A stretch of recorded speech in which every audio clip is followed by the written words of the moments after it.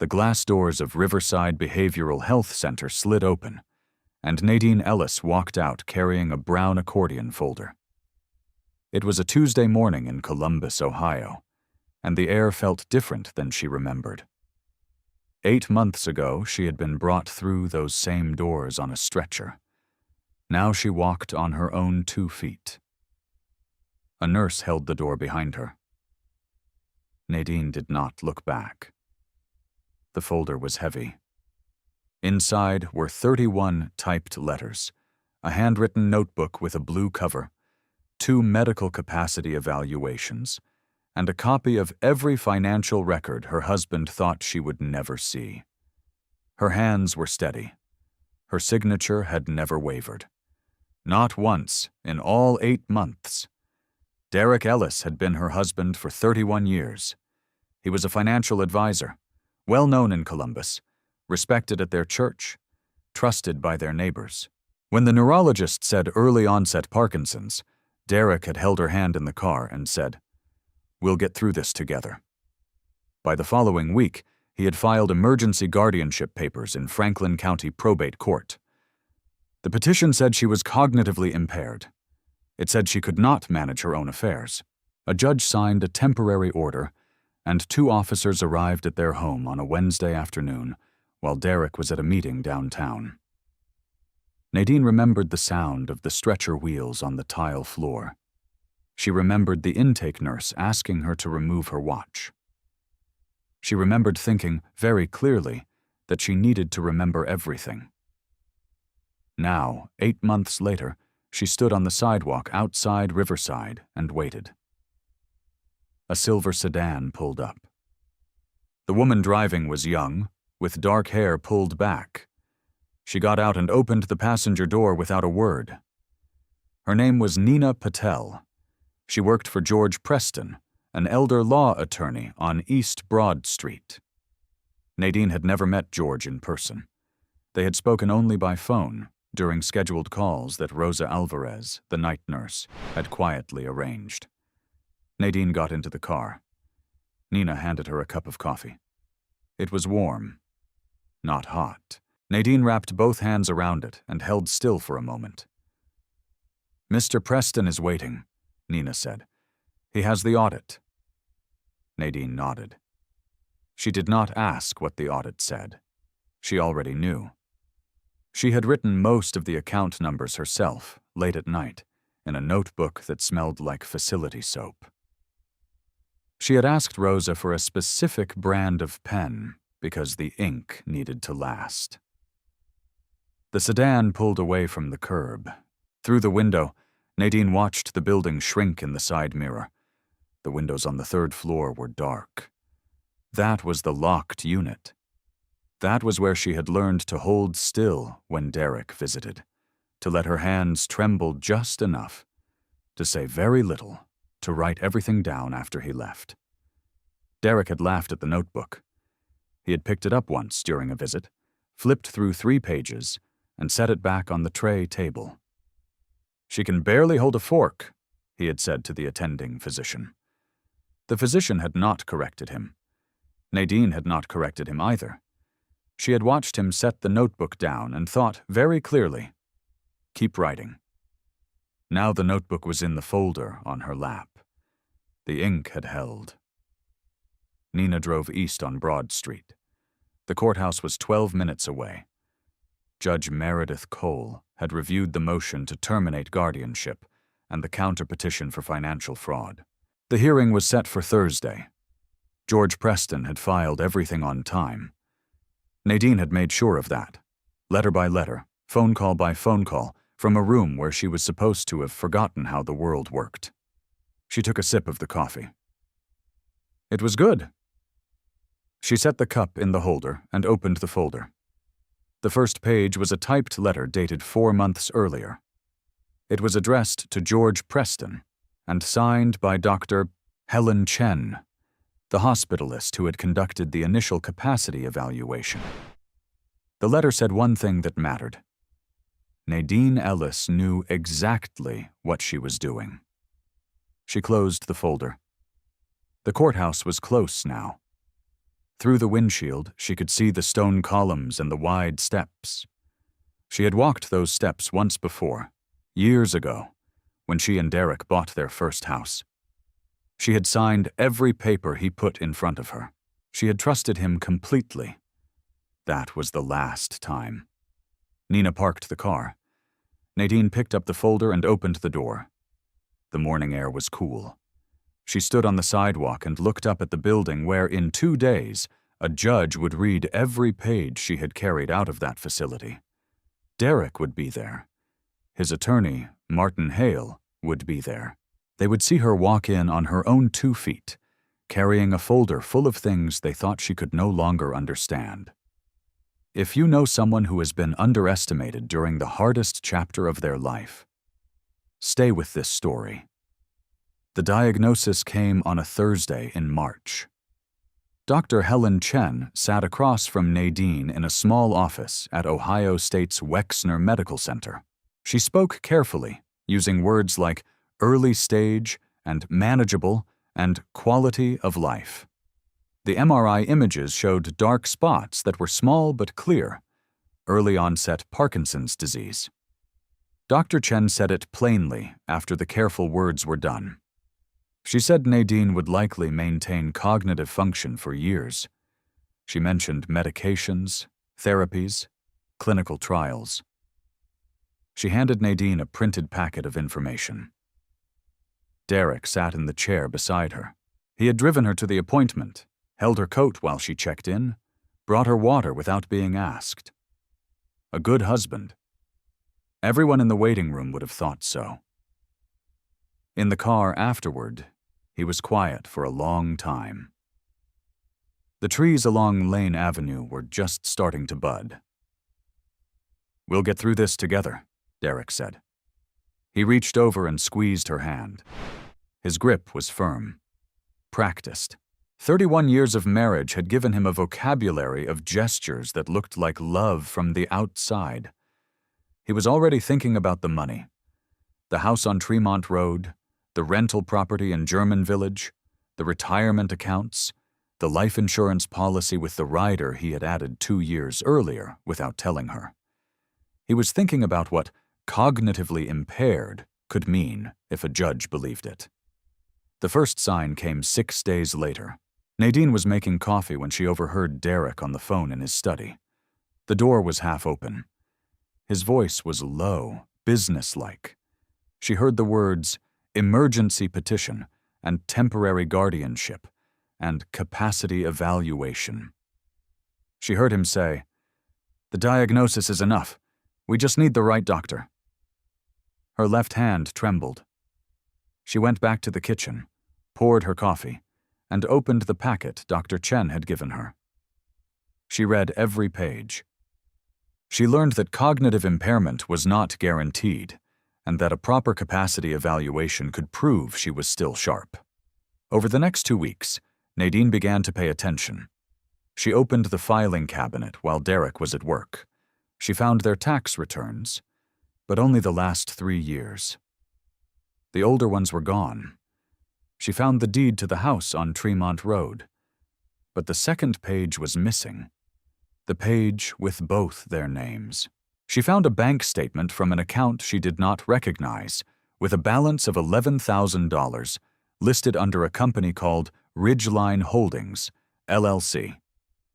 She wrote everything down in a small spiral notebook she kept in her bedside drawer. Account numbers, dates, names of banks. The address of the German Village property, which she found listed in a filing with the Franklin County Recorder's Office under a different LLC name, Ellis Capital Partners. Derek had never mentioned a company by that name. The diagnosis had changed the way people would look at her. Derek understood that. He was already using it.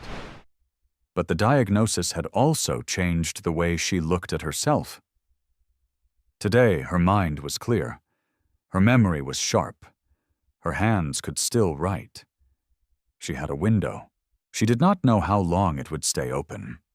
On a Tuesday afternoon, 3 weeks after the diagnosis, Nadine drove to the Franklin County Recorder's Office on South High Street. She asked to see property records for 2 addresses. The clerk pulled the files. The home on Tremont Road was listed under both their names, as it should be, but the German village property had been transferred 8 months earlier, 4 months before the diagnosis, into Ellis Capital Partners, LLC. The filing was signed by Derek A. Ellis, managing member. Nadine copied the document number into her notebook. She drove home, made dinner, set the table for 2. When Derek came home, she asked him about his day, and he told her about a client meeting, and she nodded and passed the salt. That night, lying in bed beside him, she stared at the ceiling and made a decision. She would not tell him what she knew. She would not ask questions that might warn him. She would gather what she could while she could, and she would find someone who could help her from the outside. Not a friend. Not a family member. Someone who understood what a husband could do with a diagnosis and a courthouse. She did not know yet that she had only 19 days before the officers would arrive at the door.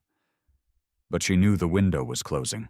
She could feel it, the way she could feel the tremor in her left hand.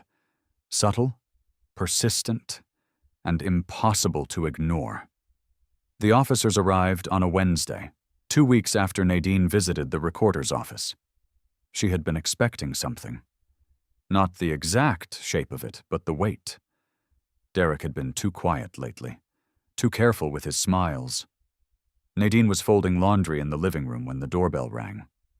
2 officers stood on the porch. Behind them, a white van idled at the curb. "Mrs. Ellis?" She set down the towel. Her left hand trembled just slightly. She did not hide it. "We have a court order for transport to Riverside Behavioral Health Center. Temporary guardianship placement. Your husband filed an emergency petition." She asked to see the paper. The officer handed it over. She read it standing in her own doorway, in her own socks. The petition was signed by Derek A. Ellis. It cited her Parkinson's diagnosis. It cited observed cognitive decline. It cited 2 incidents she did not recognize: a forgotten stove burner and a confused phone call to his office. Neither had happened. At the bottom, a judge had signed the temporary order. The ink was fresh. "I need to get my shoes," Nadine said. The officer hesitated. "Ma'am, we need to ask you to come now." "I am asking for my shoes," she said. Her voice was calm. Not loud, not pleading, just clear. They let her get her shoes. She also grabbed her coat, her reading glasses, and the small spiral notebook from her bedside drawer. She slipped it into the coat pocket without looking at either officer. The ride to Riverside took 22 minutes. Nadine sat in the back and watched Columbus pass through wire mesh. Past the grocery store on Bethel Road. Past the elementary school where she had volunteered for book fairs. Past the church where she and Derek had renewed their vows on their 25th anniversary. The notebook pressed against her ribs through the coat fabric. At Riverside, a nurse met her at the intake desk. Young, with a name tag that said Rosa. She asked Nadine to remove her watch, her rings, and her earrings. Nadine placed each item in a clear plastic bag and signed the inventory form with a steady hand. Rosa noticed the signature. Most people who arrived on a court order signed in shaky, confused strokes. Nadine's handwriting was small and even. "Is there anything you need right now?" Rosa asked. "A pen," Nadine said, "and something to write on." Rosa looked at the intake form. No writing material was allowed on the locked unit during the first 72 hours. That was policy, but Rosa had worked at Riverside for 4 years, and she had learned to read the difference between people who were lost and people who were waiting. "I'll see what I can do," Rosa said. The room was small. A bed with a thin mattress, a metal desk bolted to the wall, a window with reinforced glass, The door had no handle on the inside. Nadine sat on the edge of the bed and thought about Derek's voice. Not the words he had said to her, but the words he had said on the phone that day in his study. The diagnosis is enough. We just need the right doctor. He had found the right doctor. The capacity evaluation supporting the petition had been conducted by a physician Nadine had never met, a Dr. Paul Winters, who had reviewed her medical records and spoken to Derek by phone. The evaluation cited her tremor, her diagnosis, and her husband's account of her behavior. It did not include a single direct conversation with Nadine. She pulled the notebook from her coat pocket. She opened it to the first blank page. She wrote the date.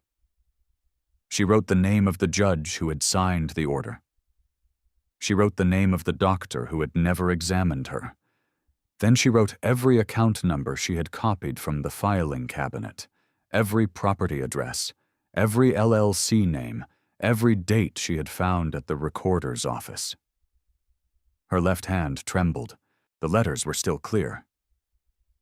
3 days later, Rosa brought her a pen, a cheap ballpoint, the kind hospitals kept at nursing stations.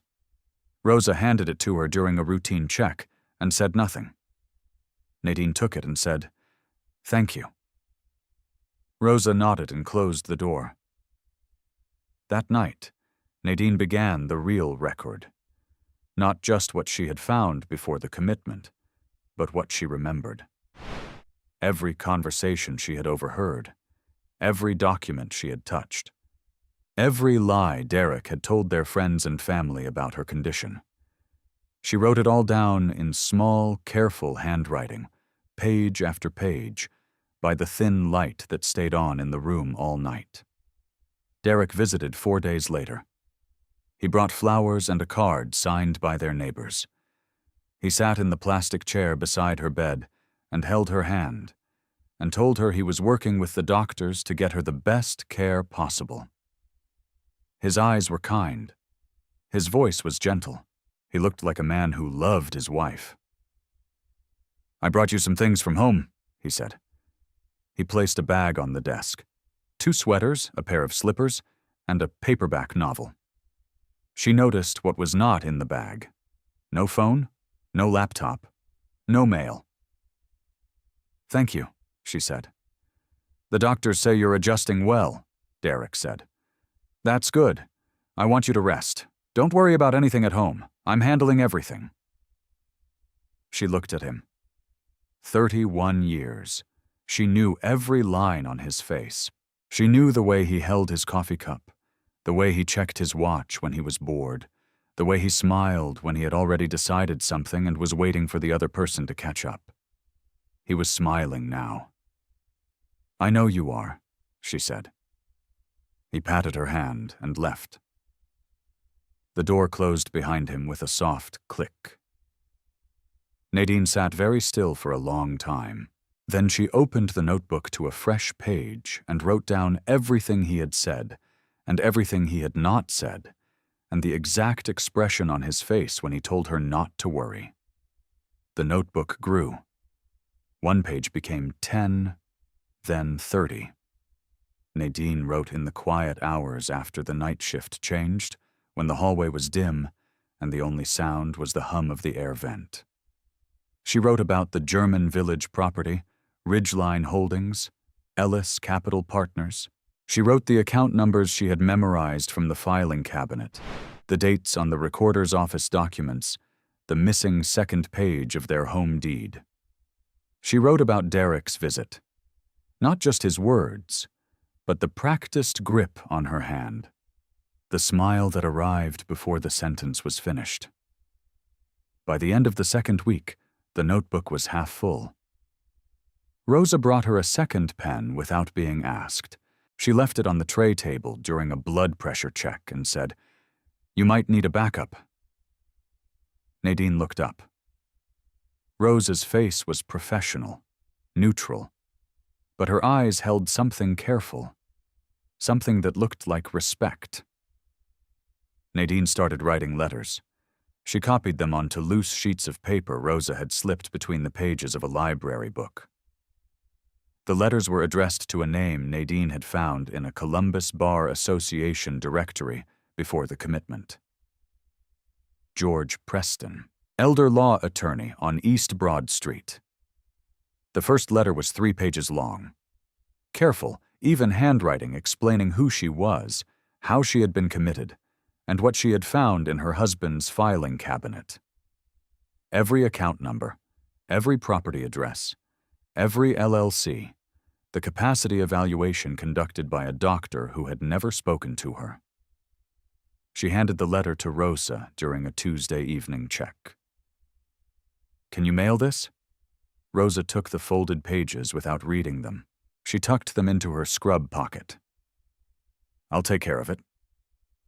The letter arrived at George Preston's office on a Thursday. His paralegal, Nina Patel, opened it because George was in a meeting. She read the first page, then the second, then the third. She walked into his office without knocking and set the letter on his desk. George Preston was 61 years old. He had practiced elder law for 23 years. He had seen guardianship abuse before, but he had never received a letter like this from inside a locked psychiatric unit. He read it twice. Then he called Riverside Behavioral Health Center and asked for the intake records for Nadine Ellis. The administrative office told him all records were sealed under the guardianship order. He would need a court order. He hung up and read the letter again. The account numbers were specific. The property addresses were real. He checked 2 of them against public records. They matched. "Nina," he said, "pull everything on Derek A. Ellis, LLC filings, property transfers, bank records if they're public, and find out who signed the capacity evaluation." Nina was already typing. George leaned back. He had represented hundreds of clients, some confused, some frightened, some too medicated to speak clearly. This woman had written 3 pages from a locked unit and listed account numbers from memory. He called the Franklin County Probate Court next and asked for the guardianship file on Nadine Ellis. The clerk told him the temporary order was still in effect. A review hearing had been scheduled for 8 months from the date of commitment. 8 months. Standard window for temporary guardianship review in Ohio. Derek would need to show the ward remained incapacitated. If he could not, the guardianship would be terminated. George looked at the calendar. 8 months meant November. It was still March. That gave him time. It also meant Nadine would be inside Riverside for the entire stretch unless someone intervened. He could file a motion for early review, but that would alert Derek and his attorney. Time to prepare, to find another doctor, to build a stronger case. Better to wait. Better to let Derek believe the guardianship was secure. Better to let Nadine keep writing. He drafted a letter that evening. Short, typed, professional, addressed to Nadine Ellis, care of Rosa Alvarez, at Riverside Behavioral Health Center. He told her he had received her letter. He told her he was investigating. He told her to keep writing everything down and to trust no one inside the facility except Rosa. He sealed the envelope and handed it to Nina. Same channel. Nina understood. She drove to Riverside the next evening during shift change and found Rosa in the parking lot. She introduced herself and handed over the envelope. "Mrs. Ellis is expecting this." Rosa looked at the envelope, then at Nina. "She's the sharpest patient on that floor, maybe the sharpest patient in the building." "I know," Nina said. "That's why we need her to keep writing." Rosa nodded. She put the envelope in her bag. The next morning, she slipped it under Nadine's door during breakfast service. Nadine read it sitting on the edge of her bed. Twice. Then she folded it carefully and placed it inside the back cover of the notebook. She picked up her pen and began to write again. The retirement accounts, the life insurance policy with the rider Derek had added without telling her, The savings bond her mother had left her, which she now suspected had been cashed and moved. She filled 4 more pages. Then she closed the notebook, slid it under her mattress, and lay back on the thin pillow. The ceiling was white. The light stayed on. She was not afraid. She was not confused. She was documenting. And somewhere on East Broad Street, an attorney she had never met was reading her handwriting and beginning to build a case. Derek did not know. Martin Hale did not know. The doctor who had signed the evaluation without examining her did not know. But Rosa knew. George Preston knew. And Nina Patel, who drove to a parking lot at shift change to hand an envelope to a nurse, knew. Nadine closed her eyes. Her left hand trembled on the blanket. The ink in the notebook was holding. The letter from George Preston changed how Nadine wrote. Before, her notebook had been a record against forgetting. Now it was evidence. Every page needed to be clear enough for a stranger to read, precise enough to survive a courtroom challenge, and honest enough that no one could call it confused. She wrote slower after that, more carefully. Rosa noticed. She had been watching Nadine for weeks. Not the way a nurse watches a patient for symptoms, but the way one person watches another to understand what they are doing. Rosa had worked the locked unit at Riverside for 4 years. She had seen patients who were genuinely lost, patients medicated into stillness, patients who raged, and patients who wept. She had also seen the quiet ones by the window. She had learned that waiting was not always surrender. Sometimes it was planning. Nadine was planning. One evening in April, Rosa brought the dinner tray and lingered. The hallway was quiet. The other patients were eating in the common room, but Nadine preferred to eat alone. She said the noise made her hand tremble more. Rosa had checked the chart. The tremor was the same everywhere. Nadine simply wanted privacy. "Mrs. Ellis," Rosa said, keeping her voice low, "your husband visited yesterday. He asked the charge nurse about your medications, specifically whether anything affected your memory." Nadine set down her fork. "What did she tell him?" "That the medications were standard, which is true, but she also mentioned you had been asking for writing materials." Nadine's left hand rested on the table.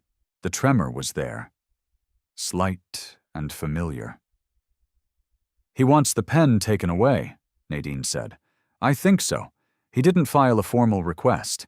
He just asked questions, the way people ask when they want something done without leaving a paper trail."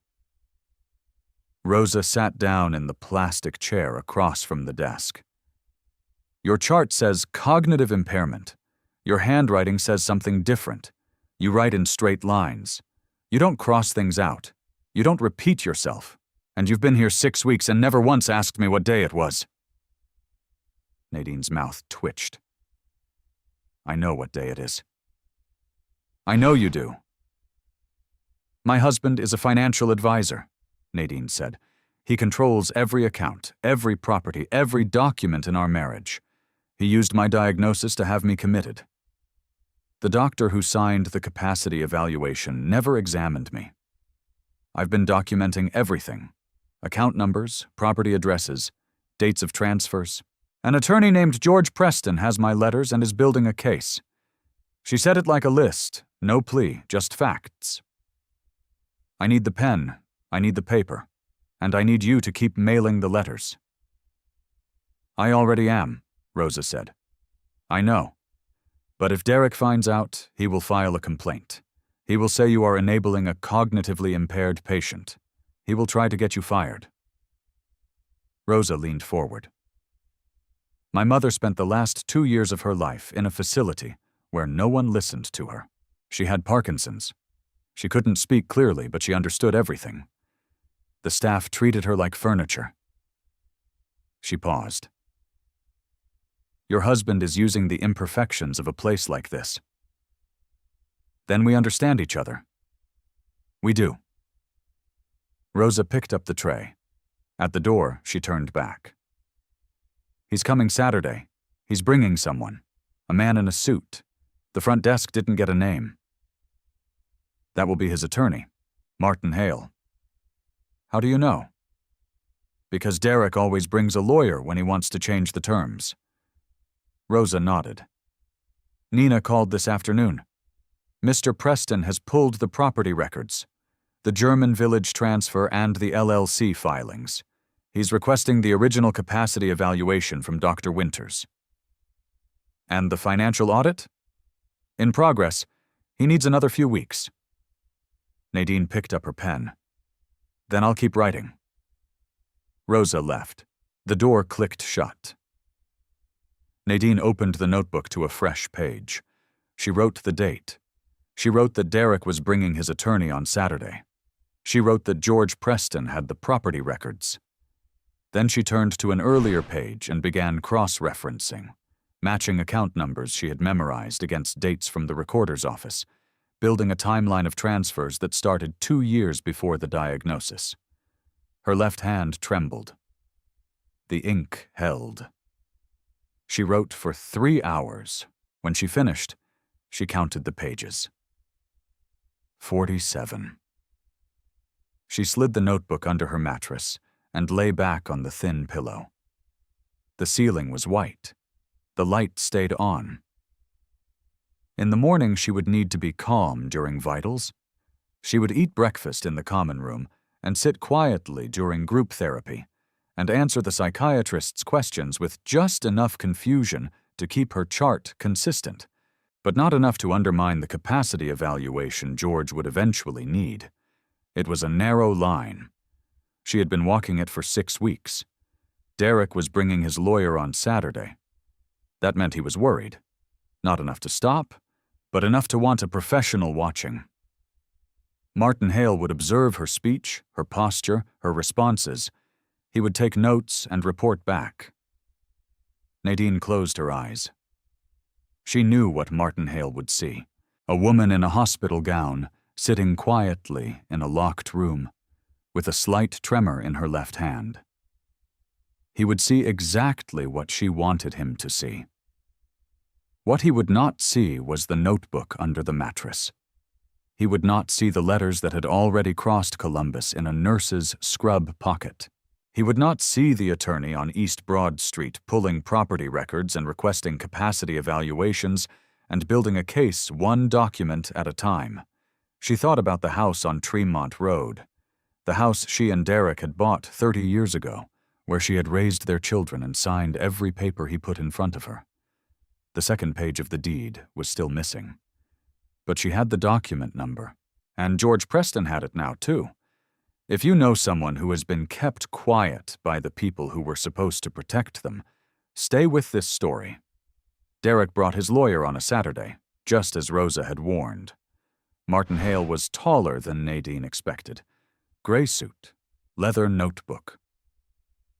He stood in her doorway for a moment, taking in the thin mattress, the metal desk, the window with reinforced glass. Then he smiled and sat down. "Mrs. Ellis, I'm Martin Hale. I'm here to help your husband ensure you're getting the best possible care." Nadine sat on the edge of the bed. Her hands stayed in her lap. Her left hand trembled just slightly. "Thank you," she said. Derek stood behind Martin, leaning against the wall with crossed arms. He looked relaxed, practiced. He had brought yellow roses again, sitting in a plastic vase on the desk. The card read, "With love, D." Martin opened his notebook. "I'd like to ask you a few questions, just to understand how you're doing." "Of course." He asked her the date. She gave it correctly. The name of the facility. She told him. Who the president was, answered without hesitation. Then he asked her to count backward from 100 by sevens. Nadine paused. She let her eyes drift to the window. She counted slowly, stumbling once at 65, correcting herself with a small frown. She reached 37 and stopped. Martin made a note. Derek's shoulders relaxed. Nadine saw it in the reflection of the window glass. The stumble had been enough. Not dramatic, not alarming, just enough to confirm what the chart already said. Martin asked a few more questions: what she had eaten for breakfast, whether she remembered her children's names. Nadine answered each one, but she held back just enough. A slight hesitation before naming her daughter's middle name. A half-second pause before recalling the street where her son lived in Denver. Small gaps, the kind a person with early-stage cognitive decline might show. When the questions were done, Martin closed his notebook. "Thank you, Mrs. Ellis. You're doing well. Your husband is very concerned about you." "I know," Nadine said. They left together. Nadine heard their voices in the hallway, low and satisfied. Martin said something about consistent with the diagnosis. Derek said something about the long game. The door closed. Nadine sat still for 5 minutes. Then she reached under the mattress and pulled out the notebook. She wrote down every question Martin had asked, every answer she had given, and every stumble she had performed. She noted the exact moment Derek's shoulders dropped. She noted the phrase, consistent with the diagnosis. Then she wrote, "He believes it. Both of them." She slid the notebook back and lay down. The ceiling was white. The light stayed on. Derek was accelerating. The visit with Martin was not about care. It was about documentation. Martin would write a report. The report would say she was declining. It would go into the court file. It would strengthen the guardianship. But it would also prove one thing Derek did not intend: that she could answer questions, follow instructions, and present herself coherently in front of a legal professional. The same report that said she was consistent with the diagnosis would also show a woman who knew where she was, who the president was, and what day it was. She just needed the right people to see the full picture. That evening, Rosa brought the dinner tray. She lingered, the way she always did when there was something to say. "He brought a lawyer," Rosa said. "Martin Hale. He asked me questions. I answered them." "Did you answer them well?" "Well enough. Not too well." Rosa nodded. She understood the line. Nina called. "Mr. Preston has the financial audit back from the forensic accountant. She said it's significant." Nadine set down her fork. "How significant?" $700,000 moved through 3 LLCs in the last 4 years. Ridgeline Holdings, Ellis Capital Partners, and a third one, Summit something. The German Village property was transferred for $1. Nadine stared at the tray for a long moment. "Summit Management," she said. "That's the one I couldn't find at the recorder's office. It was filed in Delaware." Rosa's eyes widened slightly. "How did you know?" "Because Derek always said if you want to hide something, file it in a state where no one looks." She paused. "I heard him say it once, on the phone, years ago. I didn't understand what he meant then." Rosa sat down. "Nina said Mr. Preston wants to file the counter-petition next week. Financial fraud, undue influence, and abuse of the guardianship process. He's also requesting an independent capacity evaluation, someone who will actually examine you." "Who?" "A social worker named Marcus Wynn. He does voluntary assessments for the court. Nina said he's thorough." Nadine picked up her fork and took a bite of the green beans. They were cold. She chewed slowly. "Rosa." "Yes?" "Thank you for everything." Rosa stood and picked up the tray. "You don't need to thank me. You need to keep writing." She left. The door clicked shut. Nadine finished her dinner. Then she pulled out the notebook and opened it to the page where she had recorded Martin Hale's questions. Below her notes, she wrote a new entry. $700,000, 3 LLCs, 1 property transferred for $1. A company filed in Delaware that Derek thought no one would find. She turned back to earlier pages and began cross-referencing. The account numbers from the filing cabinet, the dates from the recorder's office, the life insurance rider Derek had added without telling her, the savings bond from her mother. The picture was becoming clearer. Not just theft, a pattern. A man who had spent years moving money out of joint accounts and into entities only he controlled, all while building a paper trail that said his wife was too confused to notice. And then the diagnosis. A gift, the perfect cover, the one thing that made everyone, the judge, the doctors, the neighbors, look at Nadine and see a patient instead of a witness. She wrote until her hand cramped. Then she switched hands and kept going. The handwriting was looser, less precise, but the words were the same. Names, numbers, dates, every piece of a puzzle Derek thought she had forgotten. When she finally stopped, she counted the pages. 53. Somewhere in Columbus, George Preston was reading a forensic audit that confirmed everything a woman in a locked room had written from memory. And somewhere else, Derek Ellis was sleeping soundly, believing his wife could barely hold a fork. He did not know about the notebook. He did not know about the letters. He did not know about the attorney on East Broad Street or the paralegal who drove to a parking lot at shift change.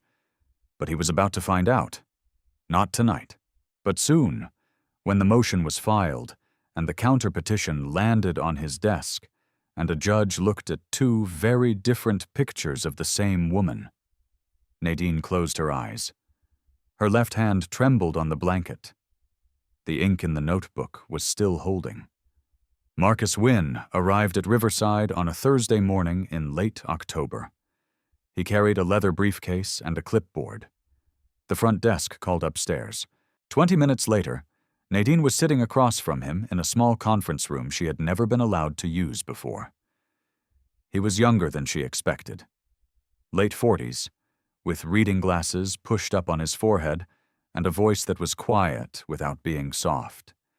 He explained his role, told her the assessment was voluntary and that she could stop at any time. "I won't stop," Nadine said. The question started simple. Date, place, orientation. Nadine answered without hesitation. Then he moved to short-term memory, a list of 3 words to recall 10 minutes later. She repeated all 3 and added a 4th he had not asked about. He raised an eyebrow but said nothing. Then he asked her to describe her daily routine.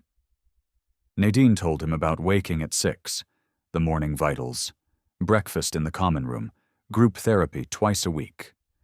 She told him about the evening quiet, the lights that stayed on, the sound of the air vent. She told him about the notebook. Marcus paused. "What notebook?" Nadine reached into the canvas bag Rosa had brought her that morning. She pulled out the blue-covered notebook and set it on the table.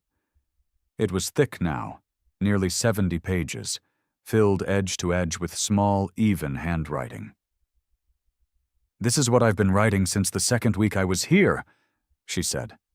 "Account numbers, property addresses, dates of transfers, names of companies my husband created to move money out of our joint accounts. Everything I found in his filing cabinet before the commitment, and everything I've remembered since." Marcus looked at the notebook. He did not touch it. "May I?"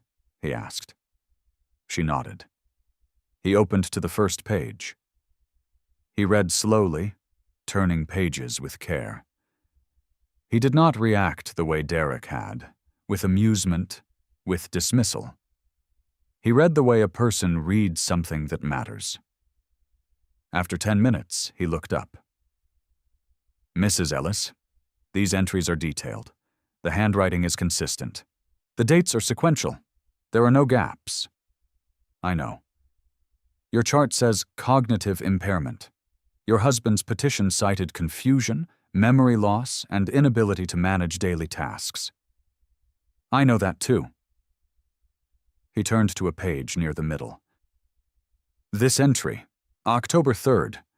You've listed an account number ending in 4728, a transfer date of March 15th, 2 years ago, and a receiving entity called Summit Management, LLC.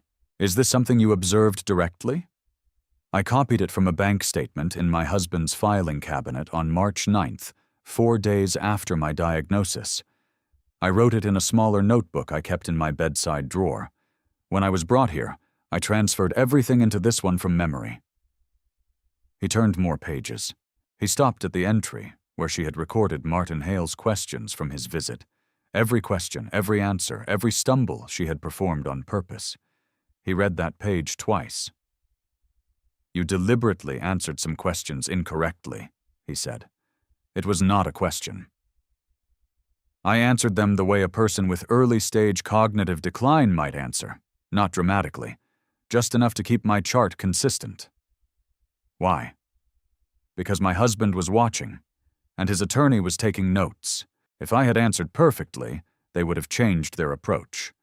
They might have moved me to a different facility. They might have restricted my access to paper.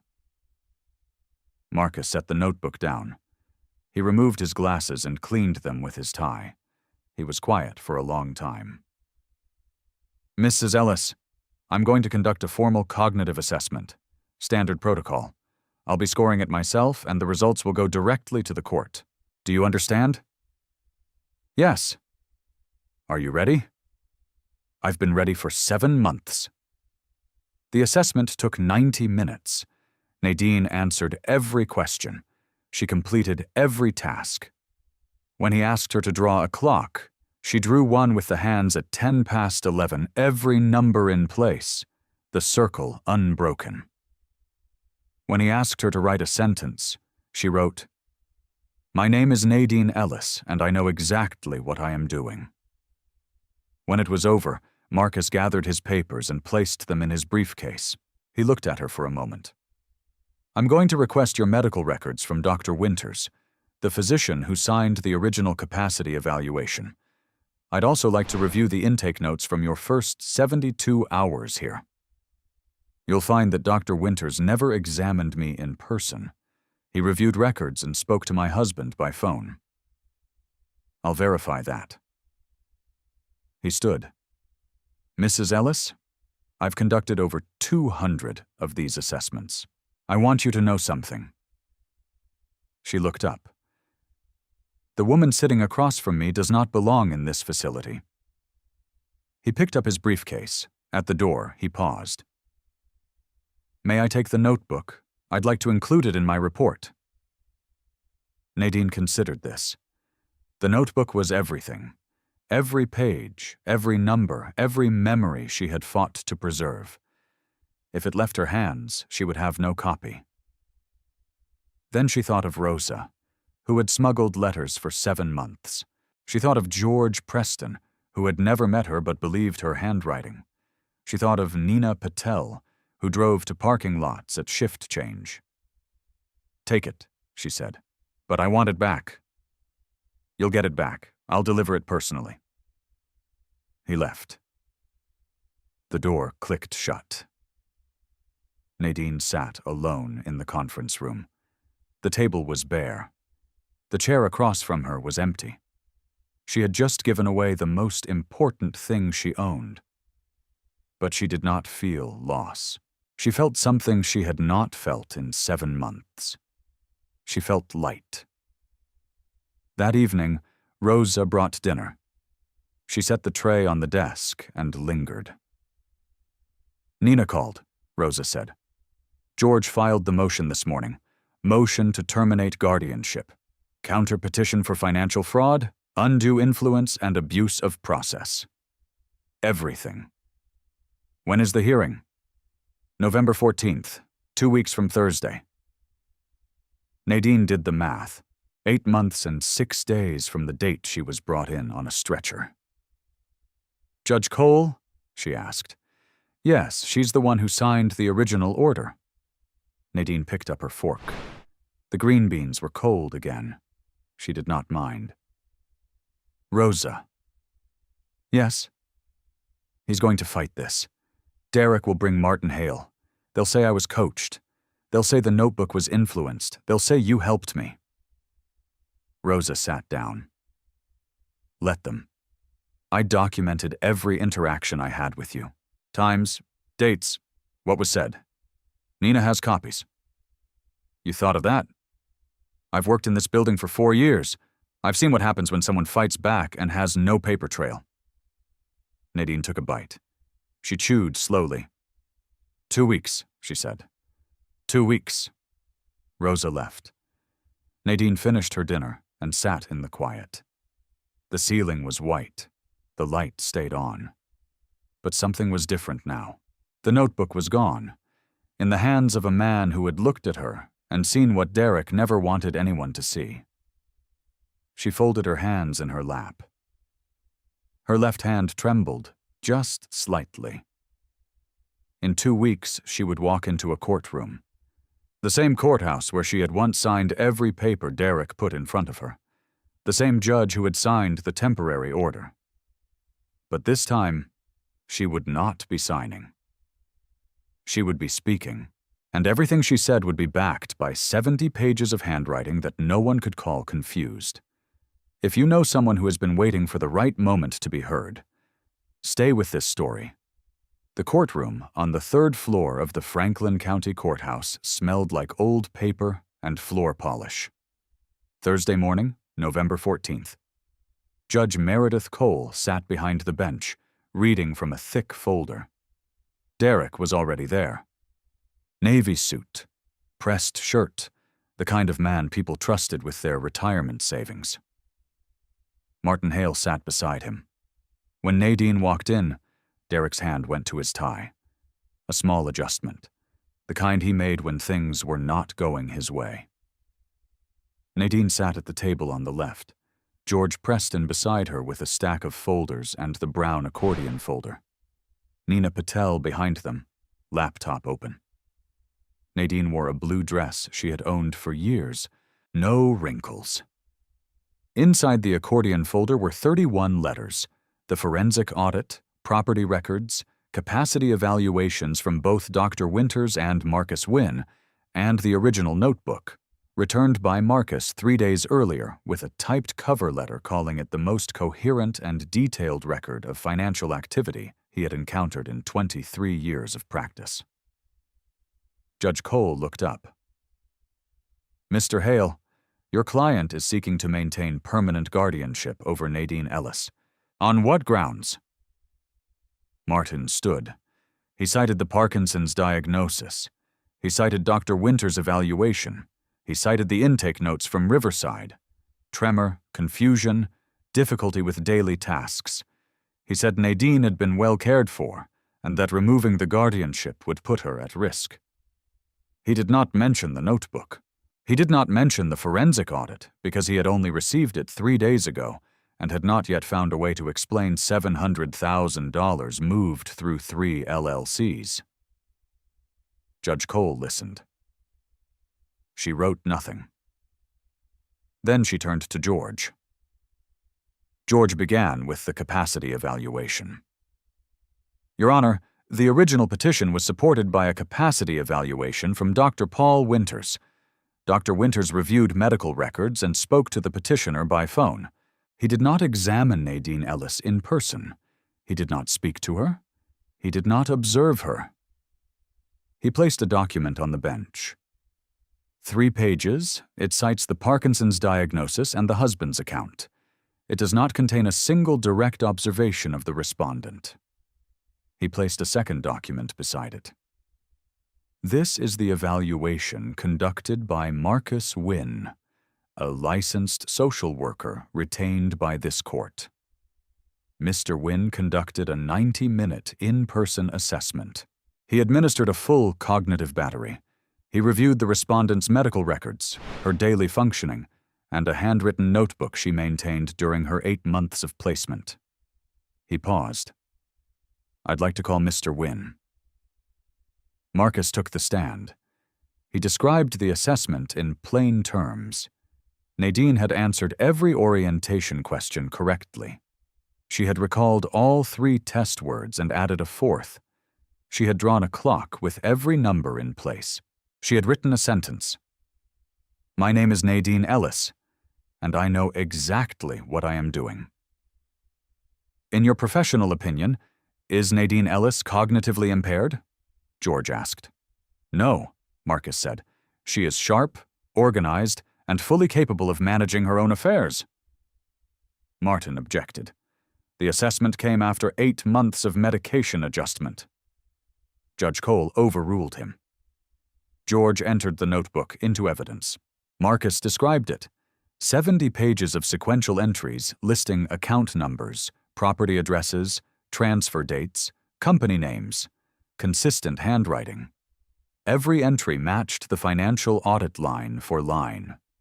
The account numbers in this notebook were recorded from memory inside a locked facility by a woman who was supposedly too confused to manage her own life. The courtroom went very quiet. George called Dr. Helen Chen. She testified that early-onset Parkinson's did not automatically impair cognition. She had told both Nadine and Derek that cognitive function could remain intact for years. She had not been contacted by Dr. Winters before the evaluation. Then George called the forensic accountant. $700,000. 3 LLCs, Ridgeline Holdings, Ellis Capital Partners, Summit Management, filed in Delaware. The German Village property transferred for $1. The Tremont Road. Home deed, the second page bearing both names, had been removed and replaced with a version listing only Derek A. Ellis. Derek's jaw tightened. His eyes moved to Martin Hale, searching for reassurance. Martin was writing fast. He did not look up. George opened the notebook to the page Nadine had written on her first night. The date, the judge's name, the doctor's name, account numbers from memory. This notebook was started 3 days after Nadine Ellis was committed to Riverside. She wrote every day for 8 months, a ballpoint pen from a nurse, by the light that stays on in the room. She never missed a page. He turned to the bench. "Your Honor, the petitioner claimed his wife was cognitively impaired. He cited a doctor who never examined her. He moved $700,000 into accounts she could not access. He transferred their property into companies she did not know existed, and when she was placed in a locked facility, she documented every detail from memory, because her mind was never broken. Only her trust." Judge Cole removed her glasses. She set them on the bench and looked at Derek for a long time. Then she looked at Nadine. "Mrs. Ellis, do you wish to speak?" Nadine stood. Her left hand trembled, just slightly. She did not hide it. "Your Honor, I was brought into Riverside on a stretcher 8 months ago. I was told I was cognitively impaired. My husband said he was taking care of everything." She paused. "He was? Just not for me?"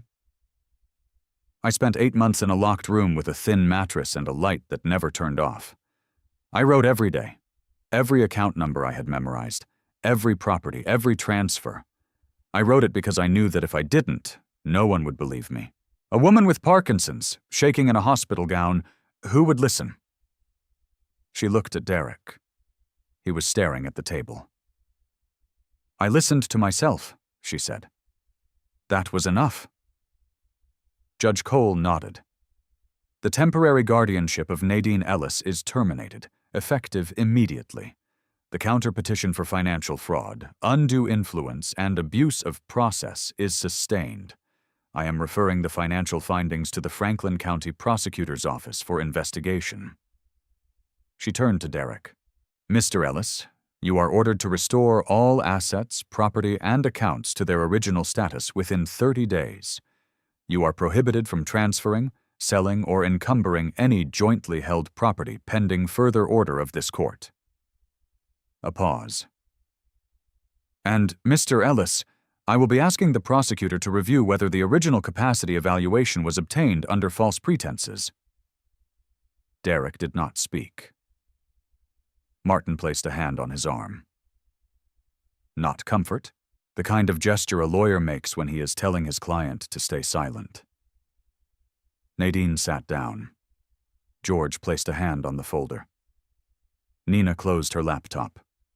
Rosa Alvarez, who had taken the day off to sit in the back row, wiped her eyes with the back of her hand. Outside, the November air was cold. Nadine stood on the top step and looked out at Columbus.